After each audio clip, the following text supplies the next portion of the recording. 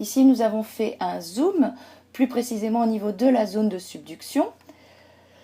Donc, marge active qui sépare deux plaques, la lithosphère océanique s'enfonce. Les sédiments marins qui sont sur cette lithosphère, on voit, s'accumulent et viennent donc en buter sur la lithosphère continentale.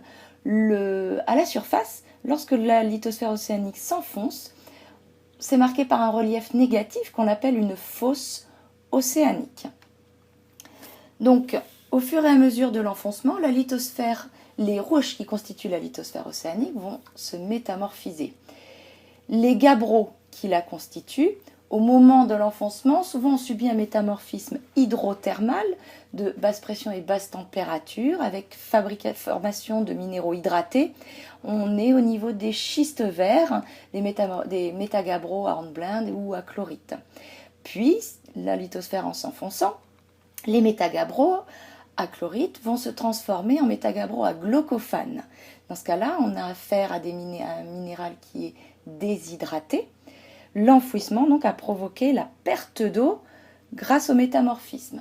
Et si la lithosphère continue à s'enfoncer, le métagabbro à glaucophane se transformera en éclogite qui contient des grenats et des jadéites qui sont également des minéraux déshydratés.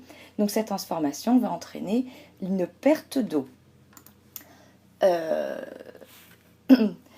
Cette libération d'eau qui est liée au métamorphisme va provoquer dans le manteau chevauchant ce que l'on appelle une fusion partielle de la péridotite constituant le manteau. Cette fusion partielle est à l'origine d'un magma et ce magma va remonter jusqu'à la surface, provoquant le volcanisme andésitique, caractéristique notamment de la cordillère des Andes. En remontant, une faible partie va arriver à la surface, l'essentiel du magma reste en profondeur pour former les plutons granitiques, granodioritiques, qui constituent finalement l'essentiel de la croûte continentale.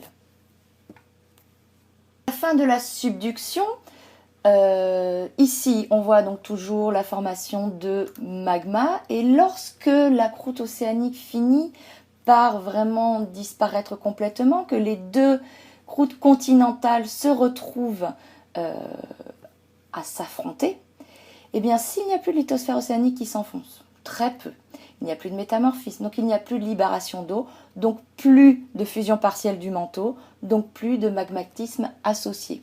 La fin de la subduction est marquée par un arrêt du volcanisme explosif qui marque donc ces zones de subduction.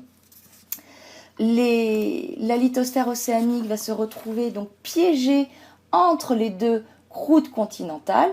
Il se forme alors ce que l'on appelle une ophiolite.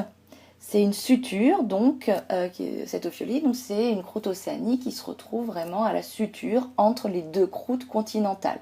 On voit ici, donc on est en pleine collision, puisqu'il y a des chevauchements, des plis qui commencent à se former du fait de l'affrontement de ces deux croûtes continentales.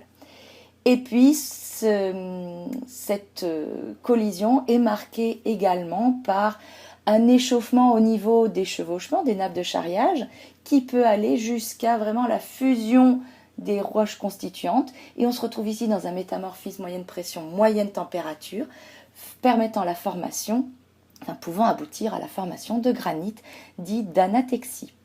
Ainsi, les roches formées pendant le magmatisme de la subduction, ainsi que les roches formées à la fin de la collision, les granites d'anatexie, l'ensemble de ces roches continentales participent au recyclage de la croûte continentale, participent à la création à nouveau de croûtes continentales. On estime aujourd'hui qu'il y a autant de croûtes continentales créées que de croûtes continentales qui disparaissent par érosion. Donc il y a une espèce d'équilibre aujourd'hui. Et c'est ce qui fait que la croûte continentale, actuellement, la plus âgée est autour des 4 milliards d'années.